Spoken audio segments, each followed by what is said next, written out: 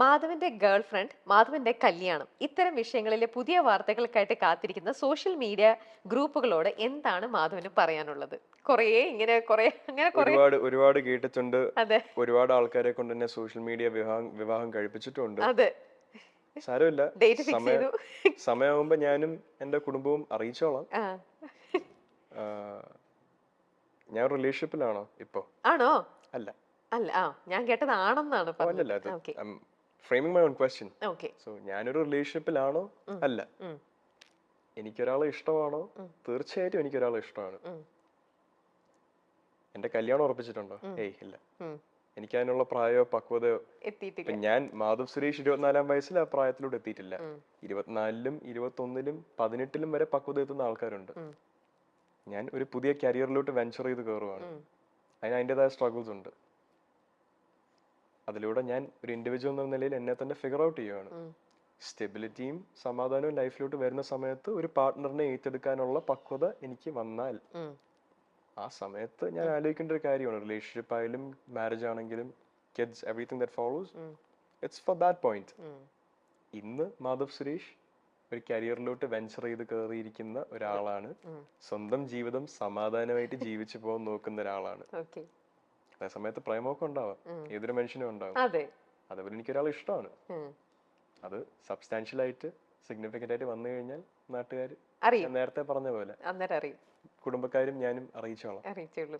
ഇപ്പോ നമ്മുടെ സെലിബ്രിറ്റിയുടെ പേര് തന്നെയാണെങ്കിൽ പോലും ദിലീപേട്ടന്റെ മോള് മീനാക്ഷിയുടെ പേരിലും ഒക്കെ കുറെ നിങ്ങളുടെ തമ്മിലുള്ള കല്യാണം തീരുമാനിച്ചു വിത്ത് ഫാമിലി ആയിട്ടുള്ള ഫോട്ടോയും കാര്യങ്ങളൊക്കെയാ വരുന്നത്.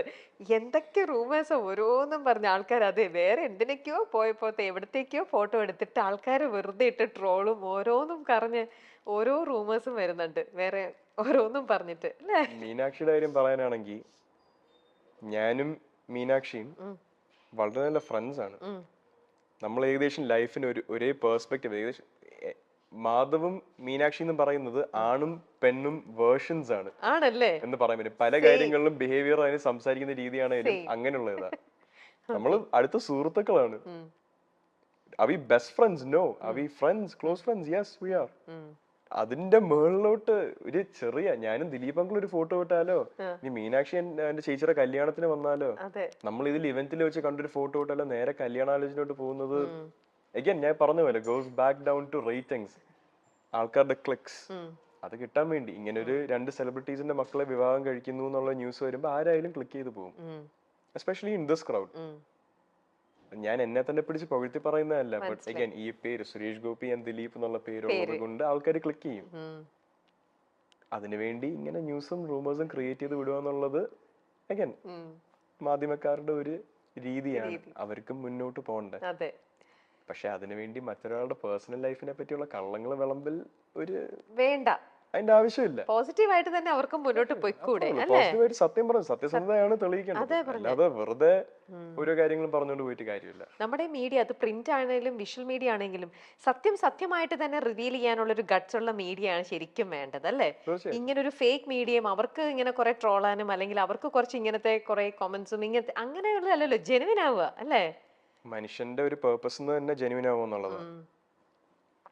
90% മനുഷ്യരും ജെനുവിൻ അല്ല. It's a fact. ഞാൻ 100% genuine ആണോ? I don't think so. I try my best. Am I 100% genuine with every single thing I do in my life? No, sometimes I have to make an ingenuine decision to protect myself. സ്വാഭാവികമാണ്. പക്ഷെ നമ്മുടെ ലൈഫിന്റെ core തന്നെ ഇൻജെന്യൂനിറ്റി ആക്കരുത്. Especially മറ്റാൾക്കാരുടെ ജീവിതത്തിനെ പറ്റി സംസാരിച്ച് അല്ലെങ്കിൽ മാസ് മീഡിയയിലോട്ട് ആക്സസ് ഉള്ള ആൾക്കാരാണെങ്കിൽ don't go spreading rumors, don't go spreading lies. സത്യം പറയാ, അതാണ് മീഡിയയുടെ ഉത്തരവാദിത്വം.